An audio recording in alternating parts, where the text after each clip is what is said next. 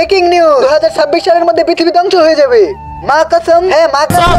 এই রিপোর্টার কতটা খারাপ, মিথ্যে খবরের জন্য মায়ের কসম খাচ্ছে। আবে আমি মিথ্যে বলছি না, তুই রিলস দেখোস না? রিল? হ্যাঁ, দুনিয়ার সব জীবজন্তু সমুদ্র থেকে বেরিয়ে যাচ্ছে, কারণ দুনিয়া খতম করতে আসতেছে লেভিথর। কি লেভিথর? হ্যাঁ। দূর শালা মিথ্যুক। ভাইয়া কি হয়েছে রে? নদী থেকে সব জলপরি বেরিয়ে যাচ্ছে।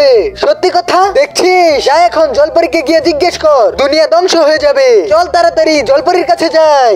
ওই দেখো ভাইয়া, আরে এখানে তো সত্যি জলপরি। হ্যাঁ ভাই, হ্যাঁ। আব্বে ইয়ার, এখানে তো সত্যি জলপরি।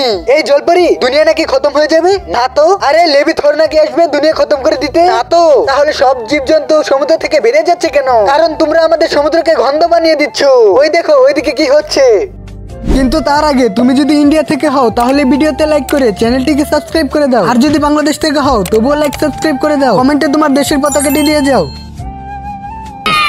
আরে এই শালা তো এখানে পায়খানা করছে রে।